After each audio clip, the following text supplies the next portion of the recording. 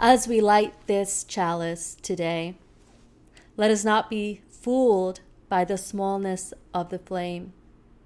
There is heat to the small flame that burns and stings like our movements for justice. Through this small flame, we hear the roar of our Black, Indigenous, and ancestors of color. Yet, when we are not responsible keepers of this flame, places sacred to us and loved ones can be harmed. There is warmth to this flame that roots us in our community through all seasons. Let us remember that as we light this flame, may it not light just the flame of truth within our hearts, but may it light that prophetic fire that moves us to bold action this season and beyond. May it be so.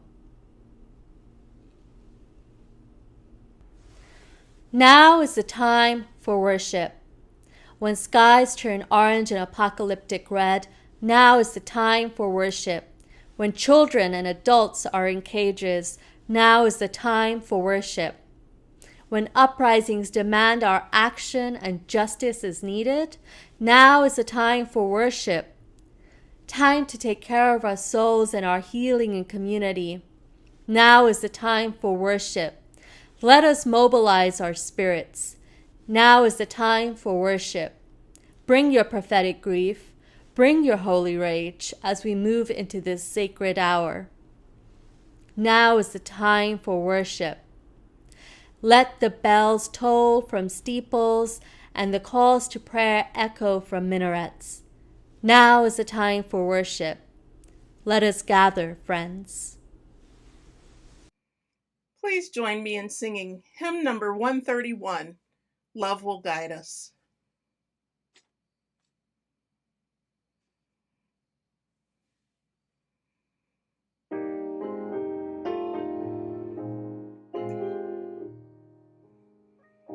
Love will guide us, peace has tried us, hope inside us will lead the way on the road from greed to giving.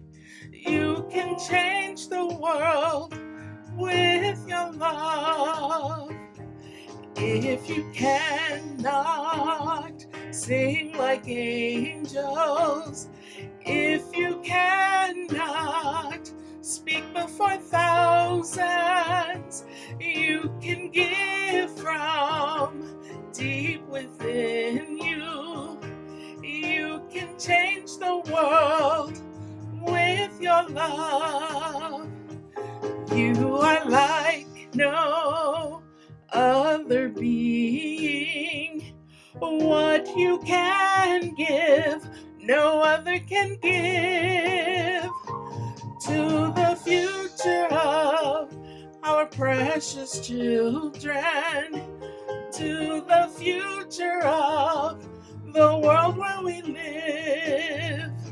Love will guide us, peace has tried us, hope inside us will lead the way on the road from greed to giving. You can change the world with your love.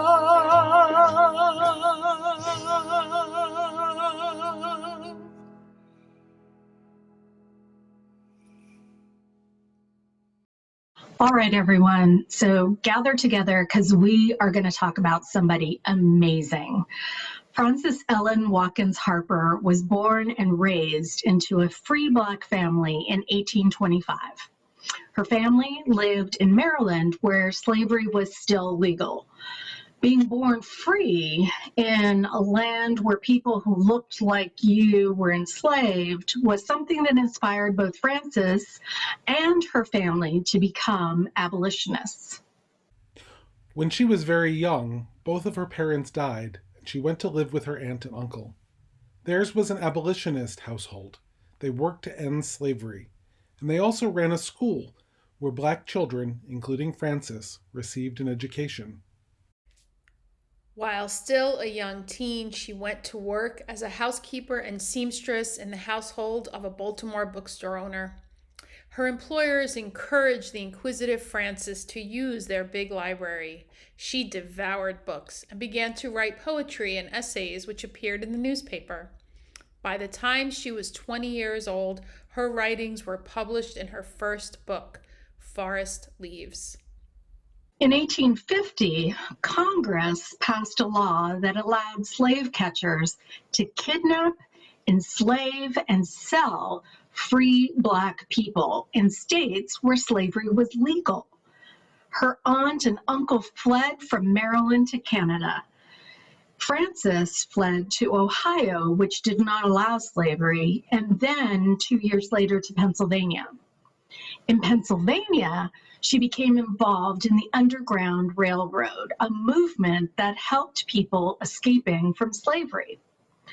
Throughout this all, Frances continued to write and to publish books of poetry, much of it against slavery. In time, Frances became the first Black woman to earn a living through the use of her words, living modestly and donating much of her income to helping her uncle's work with the Underground Railroad. In 1854, the Maine Anti-Slavery Society hired her to travel all over the Northeast to make anti-slavery speeches. She became one of the most famous speakers and authors of her time. All kinds of people came to hear her speak, but she made a point of not charging Black people admission. Frances was progressive throughout her life. While she wrote and spoke against slavery, she also took other kinds of actions. She refused to wear or eat goods that were farmed by enslaved workers, including cotton and sugar. She wouldn't wear clothes made of cotton or eat food that contained sugar. In 1860, the year that the Civil War began, Frances Watkins married Benton Harper, who already had 3 children. The two had a daughter together, and Frances took time off from her writing and speaking to tend to her blended family. Unfortunately, just a few short years later, her husband died, leaving her as a young widow responsible for many unpaid bills. Frances Watkins Harper made the difficult decision to send her children to live with relatives and go back on speaking tours in order to make money and provide for her family. By then, slavery had ended, and she spoke for women's rights and for legal and civil rights for Black people.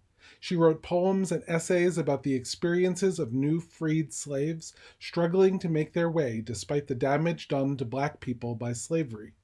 In 1870, she joined the Unitarian Church of Philadelphia. There, she found a community where white and Black people came together, and where many shared her passion for justice. In many ways, Frances Harper was at home in 2 different worlds. Although she was used to working with white people, she also kept her connection to the Black community in Philadelphia. She maintained her membership in the African Methodist Episcopal Church, where she taught Sunday school. She wrote 3 novels specifically for Black people, highlighting family connections and choices about racial identity.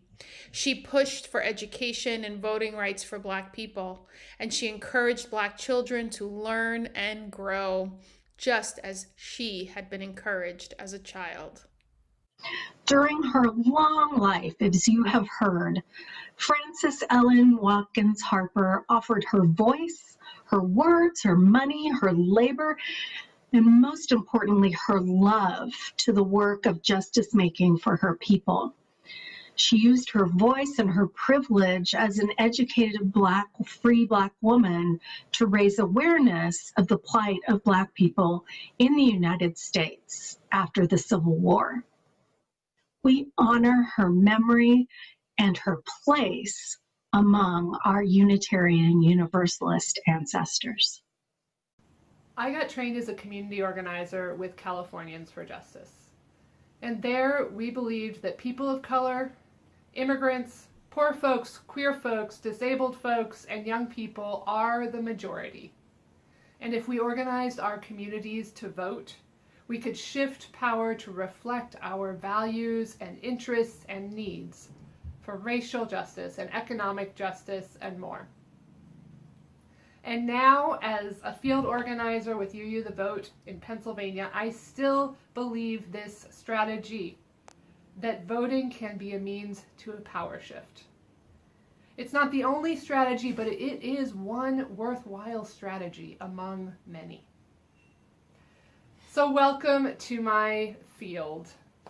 Here with my reading glasses and my large screen, instead of my sunglasses and walking shoes for door knocking, the organizing field of pandemic times, where we gather in Zoom rooms large and small to reach thousands upon thousands of voters and potential voters. Just before recording this, 20 of us from Pennsylvania, Maryland, Washington, D.C., my own Connecticut, and Massachusetts gathered in a Zoom room with our partners at CASA, a group organizing to build power in immigrant and working class communities in central Pennsylvania. In 2 hours, we sent over 60,000 texts to urge folks to check and update their voter registration or to get registered. We texted with people who had lost their jobs and apartments due to the pandemic, and we connected them with community resources. We texted with someone who is homeless and helped them get the information they need to be able to register to vote. We texted with lots of folks who weren't sure if their registration was up to date and helped them check their status. We know that over 90 of them followed up to register. And we texted with some people who said they follow God's law and their faith tells them not to participate in voting. Dear ones, our faith says that the here and now matters. That we live our faith not for the possibility of heaven when we die, but to create heaven here on earth. What we do, what you do, matters. And so we work. We UU the vote. We text the vote, we postcard the vote, we phone bank the vote. We use the tools at hand, spiritual, technological, relational, to connect with people around our values. If you haven't considered calling voters yet, please step out of your comfort zone and try it. Join us in this sacred connection and faithful work. There is so much to do, and so little time before the election.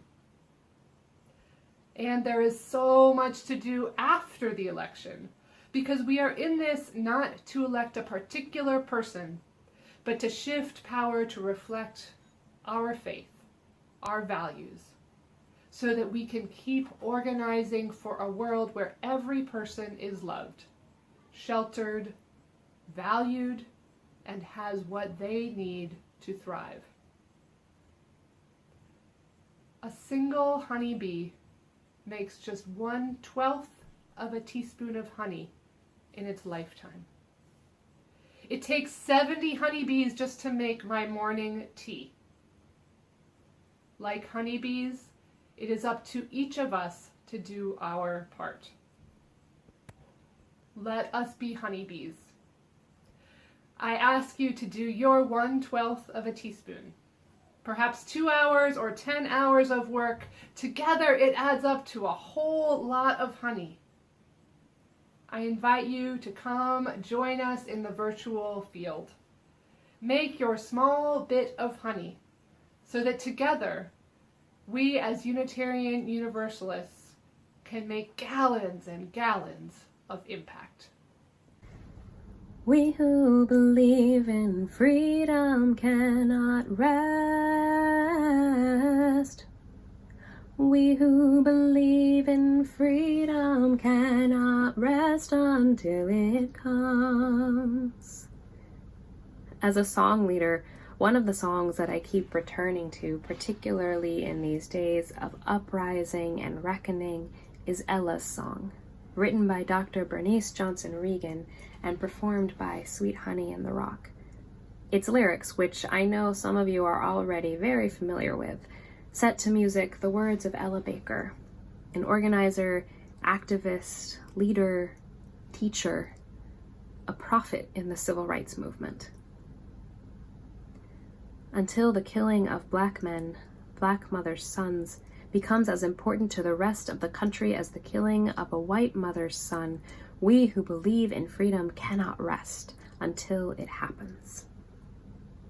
Ella Baker's words in this song are ones she wrote over 50 years ago, but they could have been written yesterday. And I'll be honest, that reality breaks my heart. It leaves me crying out, will it ever end? For some of us, that question is one that has literal life and death implications that the rest of us cannot fully know. And as much as Ella Baker's words break my heart, they also charge my spirit.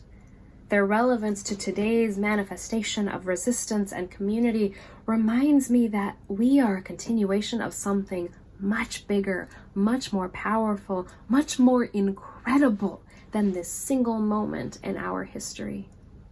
Our struggles to affirm the humanity and basic rights of Black and brown lives in this country and world, they did not begin with us, and they will not end with us. We who believe in freedom cannot rest. We who believe in freedom cannot rest until it comes. Now, I admit it took me several years of singing these words to realize that Ella Baker probably wasn't telling me, Renwadiat Mustafa Taha Hamami, personally to never rest. No. In fact, none of us as individuals should be asked or expected to never rest. But all of us who believe in freedom, as a collective, as a community, we cannot rest. Ella's song, Ella's words are a charge for all of us together as a movement to never rest. We cannot stop fighting, we cannot stop creating, we cannot rest until freedom in its truest and most universal form exists in our world. Our faith as Unitarian Universalists who don't all agree on what happens after this life can all believe that what happens in this life matters so deeply that we have been called heretics, broken unjust laws, and probably gotten ourselves on more than one government list to make it known that we will not rest until freedom for every last one of us comes. And to be that unceasing, everlasting, perseverant, irritatingly prophetic movement that never rests, we need to reaffirm, deepen, and reaffirm our connections to each other as Unitarian Universalists. To remember that if we do this work together, we can not rest. And just as important, to be a true continuation of that much bigger, much more powerful, much more incredible freedom movement, we not only need to sustain our relationships within our faith, but we must build and sustain the relationships with communities and frontline liberators who have been leading the way to universal freedom for generations. We who believe in freedom cannot rest and cannot rest when we act as a truly interdependent collective. When we are carrying our load on the way to liberation, remembering that we are part of a movement reminds us that we are not carrying that load alone. Like a choir whose singers stagger their breathing to make sure a single note remains an unbroken sound, or a hospital that runs non-stop with a rotating staff, like migrating geese who take turns leading, following, or resting in their flying formation. We cannot rest, and we can not rest until freedom comes if we sustain our connections to one another. We need each other so that when we as individuals do rest, we know our movement towards universal freedom carries on, waiting for us to return and temporarily relieve another of their liberation load. As we count down the days to Election Day, we know that no matter the outcomes, our work will continue. We will not rest.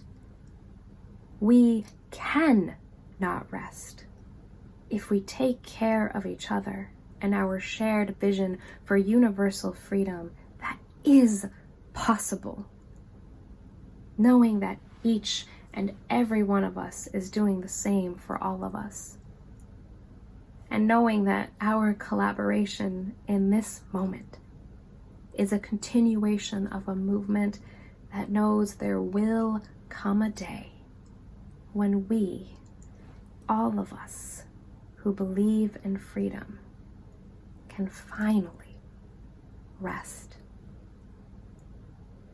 We who believe in freedom cannot rest.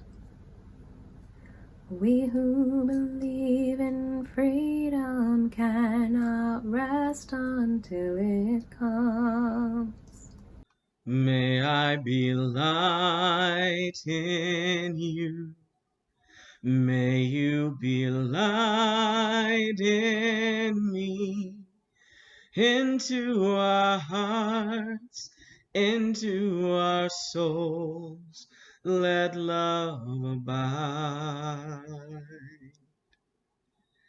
May I be love in you. May you be love in me. From this place out to the world for all time. Spirit of life, sources of all that ever was and can be, we are guided by all that is sacred within our own hearts and minds to pray this prayer and to live this prayer. We offer up this simple and profound hope that we may be light, give light, and receive light in all the places we call home, and in this sacred space that reaches across miles and experiences. That we may be love, give love, and receive love out in the world. May we never forget the impact and power of our voices. May we never lose sight of the songs in our hearts. D. Blanchard reminds us that they can be heard as songs of love or of longing, songs of encouragement or of comfort, songs of struggle or of security and care. But most of all, they are the songs of life, giving testimony to what has been, giving praise for all we're given, giving hope for all we strive for, and giving voice to the great mystery that carries each of us in and out of this world. Today, we hear those songs in all the ways we are learning and growing as communities of faith, hope, and love. We hear them as little ones become young ones. We hear them as loved ones pass from this life and into the unknown. And we hear them in the streets and at our polling places as people of faith and conscience pave the way for a better world, a better understanding, deeper care and accountability. And we hear them in the silences, a deep awareness that there are those among us as yet unheard and unaccounted for. May we never, ever forget the impact and the power of our voices. May we never, ever lose sight of the songs in our hearts. May grace and mercy follow us wherever we may go, whatever we feel called to and toward in the days and weeks ahead. Amen. Ashe. And blessed be.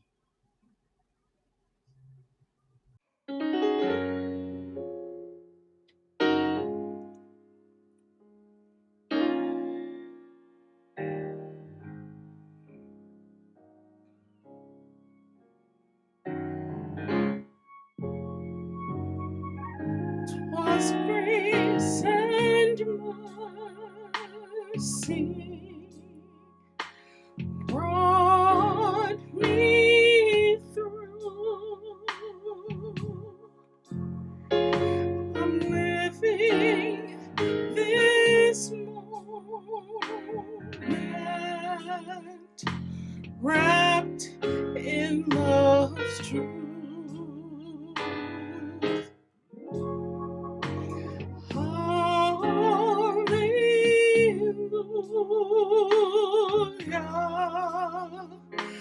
my praise is due. 'Twas grace and mercy brought me through. 'Twas grace and mercy brought me through. I'm living this moment wrapped in love's truth. Hallelujah,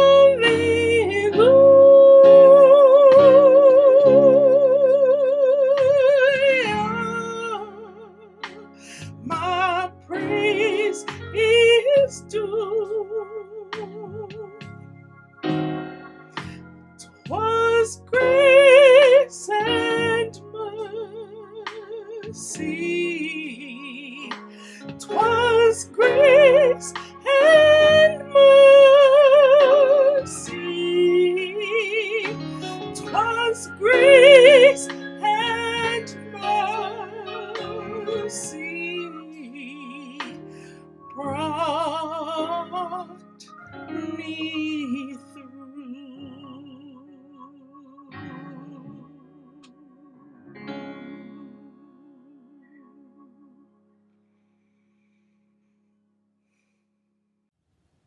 I was 13 years old when I became a Unitarian Universalist. I was raised in this faith, but I was 13 when I claimed it as my own. It was a Sunday afternoon, and I was waiting for my parents to finish their committee meetings after service. All the other kids had left, and I was bored. I wandered into the visitor's corner, and a little red wallet card caught my eye. It said in bold letters on the front, "What do Unitarian Universalists believe?" My 13-year-old self wondered, what do Unitarian Universalists believe? As I read the 10 statements written by the Reverend David O. Rankin, in my heart, in my soul, as I read those words, I said, yes, this is what I believe.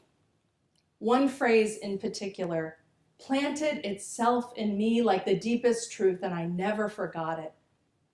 We believe in the motive force of love. It was in that moment when I knew that this was my religion. I start with this story to ground the work of UU the Vote in our theology, which is its foundation and its inspiration. This year marks the 250th anniversary of what we celebrate as the beginning of universalism in the United States. It was on September 30th, 1770, that Universalist John Murray preached his first sermon on this continent. And the truth that I read in that little red wallet card, the truth I've never forgotten, is the message of universalism. 250 years ago, in the context of religious notions of God rooted in punishment, damnation, and the division of humanity between worthy and unworthy, saved and damned, the idea of universal salvation, that God's love is unconditional, that no one is cast out, and that salvation is not individual but collective, was radical and liberating. Universalism proclaimed that humanity was bound together in a common destiny, and that love is the thread that binds each of us to the other and everyone to creation. Universalists believed that God is love. They also believed in hell. They just believed that it existed here and now on the earth. The great Universalist preacher Hosea Ballou was clear about how politicians and those in power used fear, stoked fear, to protect their greed and corruption and self-interest, and he knew the suffering that resulted from that. Rather than speak of theology in terms of speculative notions of God, Ballou spoke of it in terms of human experience here and now and our relationships to each other. A society that lives out the motive force of love would be one that fosters joy and liberation and thriving for all people. This is the highest calling of our faith as Unitarian Universalists, to live out, defend, and embrace this motive force of love in our lives, in our actions, in our commitments, and in our society. This is why UU the Vote says vote love. Today, in our context, we are witnessing the emboldening and authorization of ideologies rooted not in love and interdependence, but in domination, authoritarianism, and dehumanization. And just to be clear, this is not new. It has a long and deadly history on this continent, going back more than 400 years. And yes, even our Universalist ancestors came from that same lineage of Christian European conquest and limited the vision of universalism only to white society, a limit that we are still trying to redeem ourselves from. It is dehumanization that creates systems that put children in cages, that deny health care to our transgender siblings, that allow police violence and the murder of Black people to continue unabated and without accountability. Dehumanization that allows triage protocols that devalue the lives of disabled people and that lead to systemic divestment from communities, the resources from housing to education, healthcare to jobs, and the criminalization of poverty. Just as Hosea Ballou named it, the tool of dehumanization, its propaganda, is fear. Propaganda that tells us to fear our neighbor, that we are not family and kin, but enemies. This is the exact opposite of our theology of universalism that tells us that we have a common destiny and we are connected to one another in love. This is why UU the Vote says vote love, defeat hate.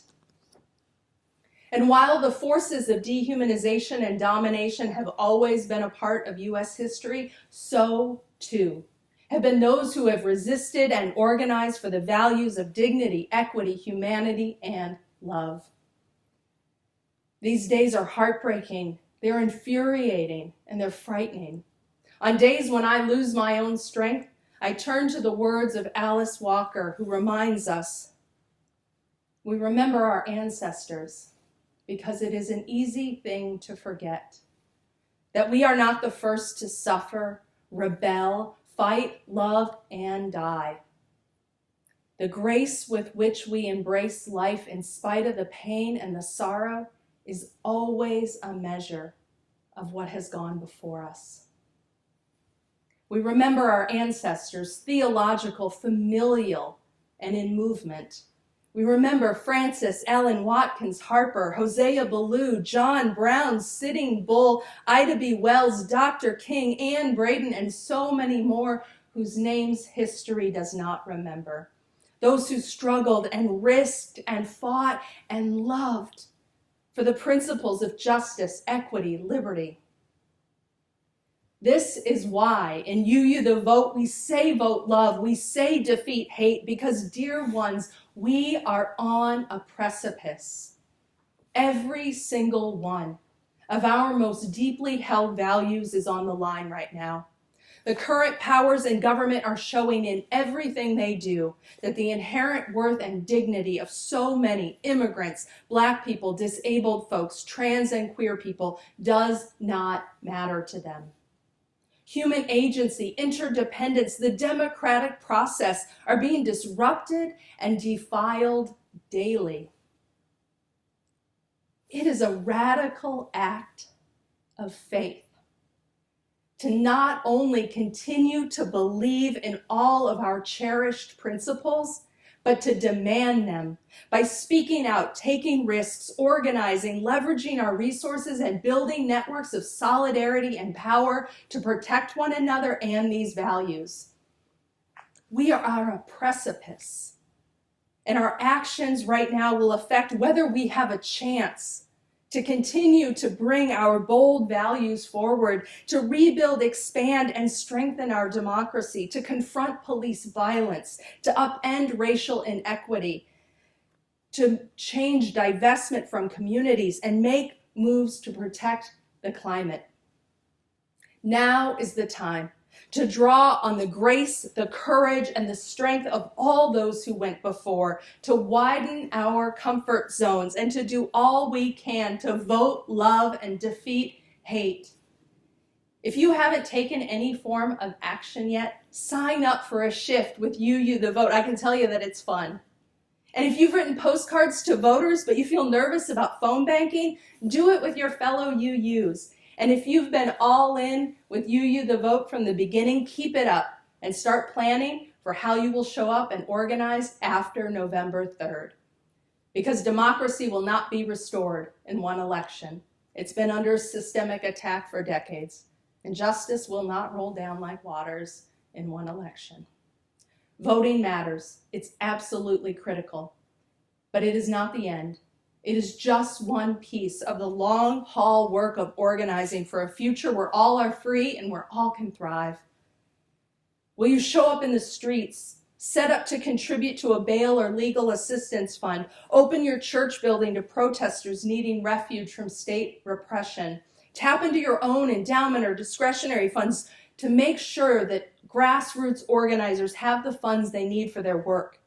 There is so much to do. And our faith calls us to love more radically, to give more generously, to believe more fervently that another world is possible, and be willing to be all in for that future.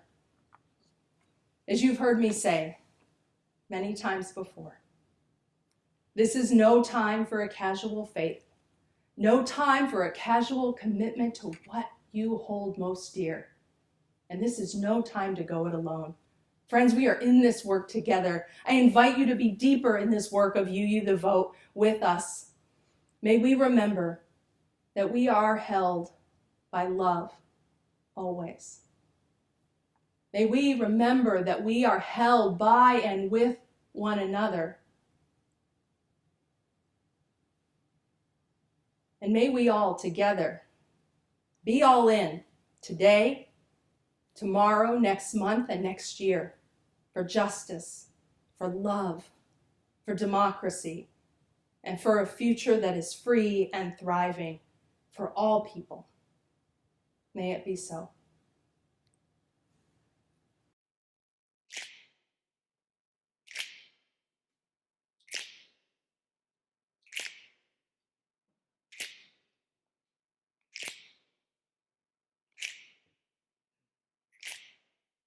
We shall be known by the company we keep, by the ones who circle round to tend these vibes. We shall be known by the ones who sow and reap the seeds of change alive from deep within the earth. It is time now. It is time now that we thrive.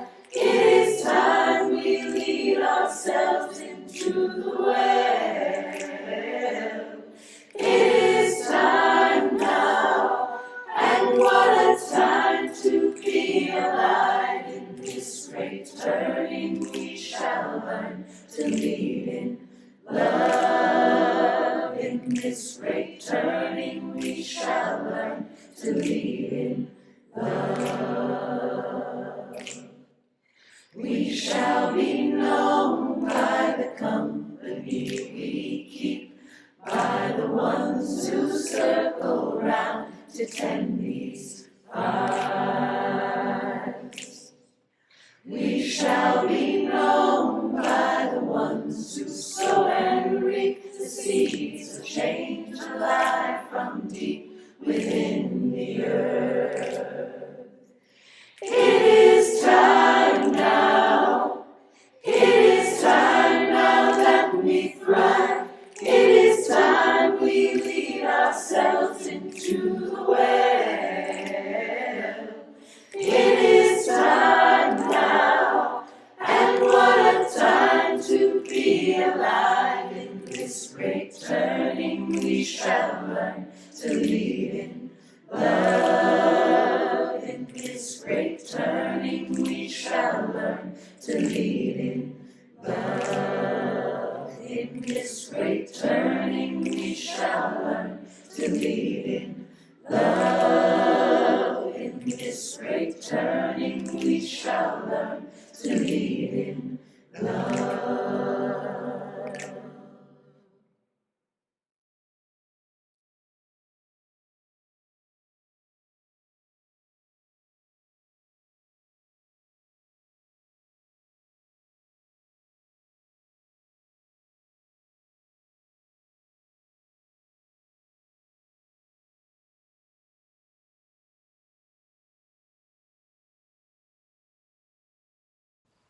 In all of the major religious traditions, people have marked time in seasons.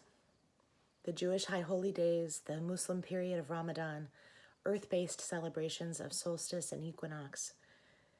Each of these seasons, in its own right and in its own way, helps humans to mark the passage of time, to reconnect with what is good and holy and true in each of us and in one another, to travel the spectrum of human emotion and experience, as our ancestors and their ancestors have done for generations.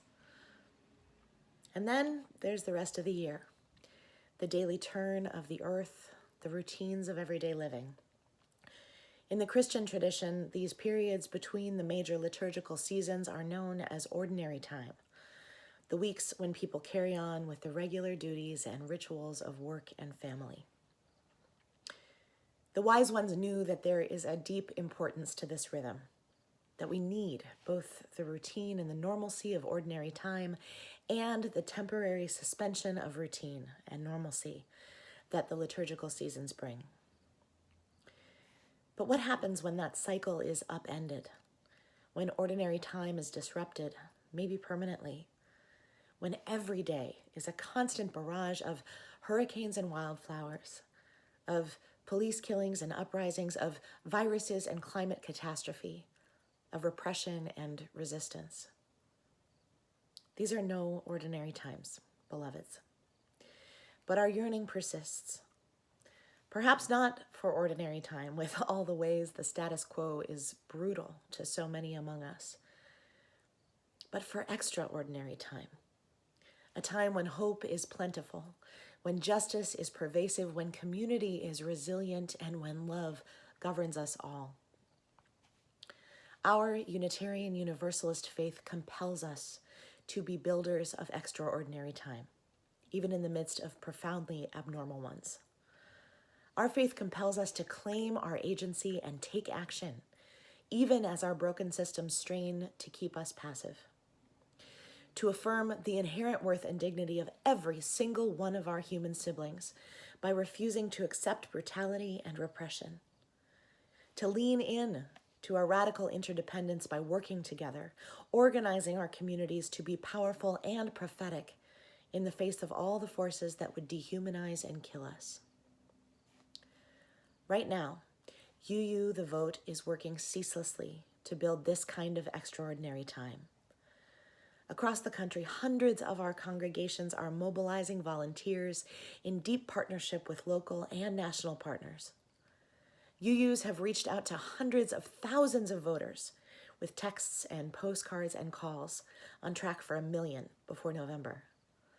We have had deep conversations about the issues that are central to our deepest values. We are fighting voter suppression, mobilizing those who have been disenfranchised, registering neighbors who've never had the chance to make their voices heard. And we are also building power and resources and connections to face together whatever comes after November 3rd. So today, we are asking you to join with us in building this extraordinary time that we are all yearning for. And to mark this threshold year of 2020 and all the possibility and peril it represents, we are inviting every single Unitarian Universalist to help us move into the future, toward extraordinary time in November and beyond, by making a gift to UU the Vote. And since numbers are significant, we want to encourage you to consider a gift that honors the number 2020. Perhaps you are someone who could make a gift of $2,020, an amount that would fund 50,000 calls to voters in critical states. If this is you, now is the time for your generosity. Or maybe you're someone who could give $202 or $20.20 or some multiple of those numbers, helping us pay for fellowships and organizers and staff across the country who are coordinating our phone banks, working with state advocacy networks, building infrastructure of volunteers that's going to last us far beyond this election. Or maybe you, like so many among us, are suffering financially during this time, but maybe your gift of $2.02 can be a symbolic gesture that we are all one, that we are working together to build this extraordinary time. Together, friends, as Unitarian Universalists, we are doing extraordinary things in these abnormal and heartbreaking times. And there is so much more to do. Please, give as generously as you are able. For all we have received, and for all that we have found the courage to give, may we be truly thankful. Amen.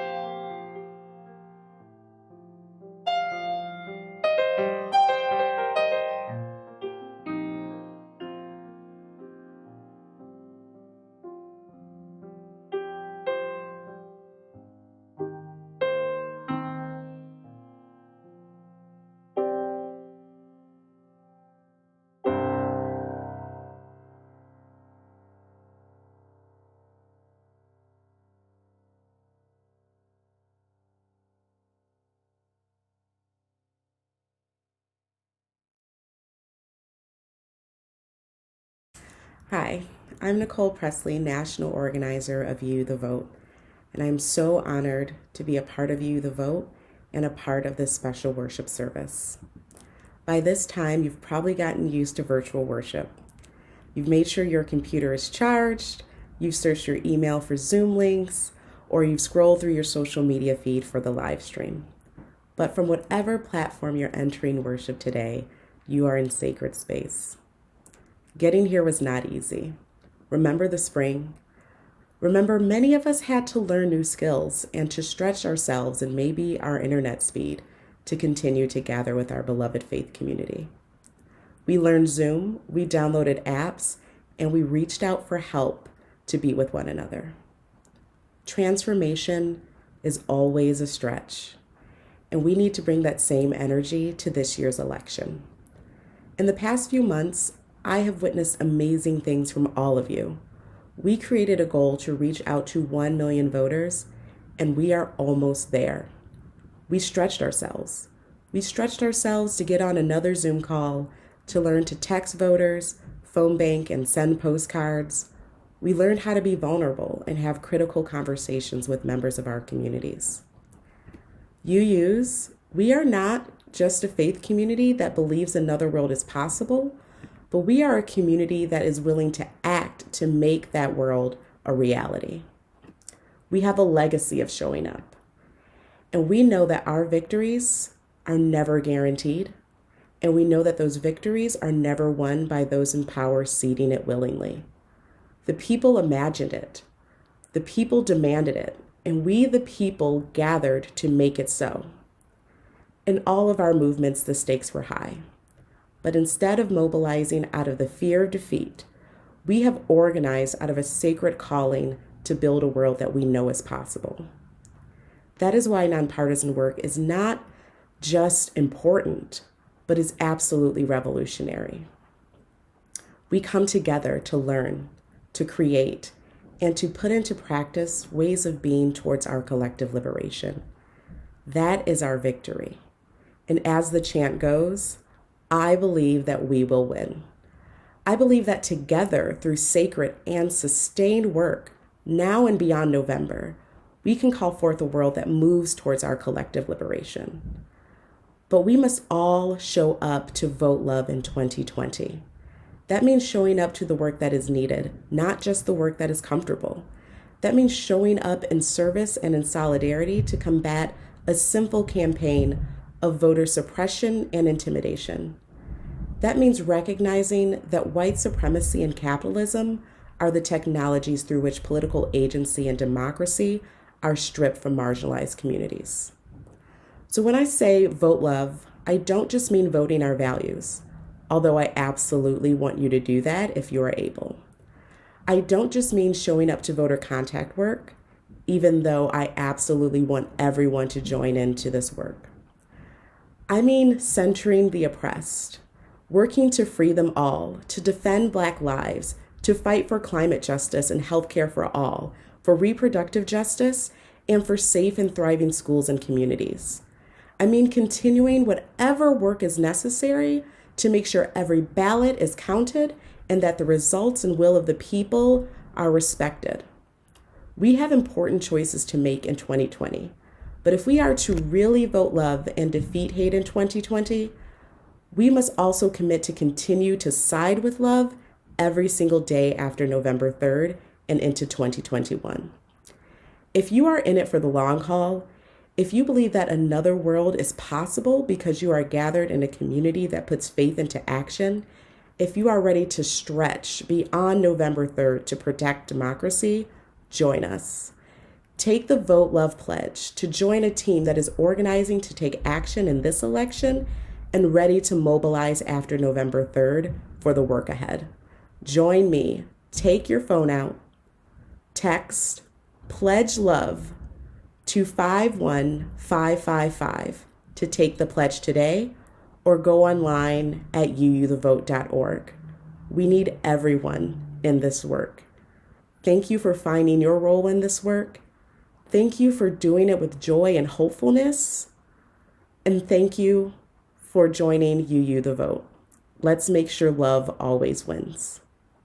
As we extinguish the chalice flame which has danced through our time together, we commit ourselves again to keep the flame of justice burning bright, especially in those times and places where justice is denied, with those people whose humanity is denied. And never will we extinguish the flame that burns in our communities, the flame of love, the flame that burns in our hearts, our minds, our spirits, and our bodies, the flame that burns in our care for one another in our communities. Friends, I offer you these words from the Reverend Darcy Roque. There is too much hardship in this world to not find joy every day. There is too much injustice in this world to not right the balance every day. There is too much pain in this world to not heal every day. Each of us ministers to a weary world. Let us go forth now and do that which calls us to make this world more loving, more compassionate, and more filled with the grace of divine presence every day. Every day. Every day. Please join me in hymn number 1017, Building a New Way.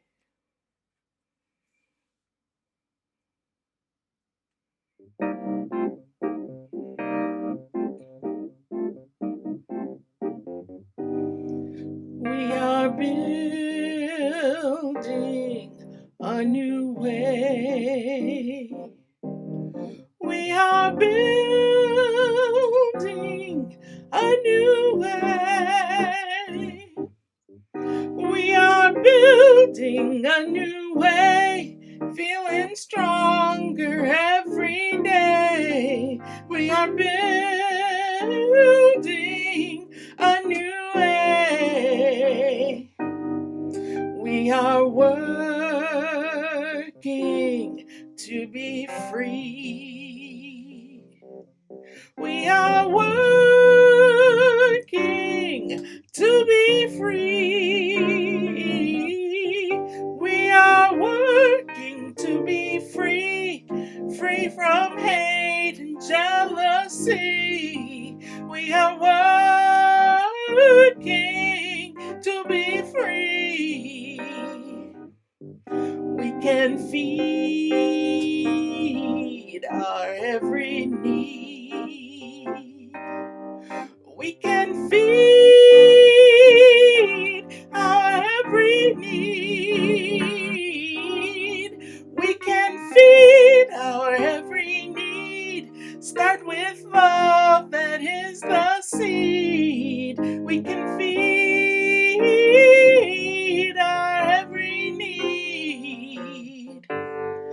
Peace and freedom is our cry. Peace and freedom is our cry. Peace and freedom is our cry. Without these, our world will die. peace and freedom.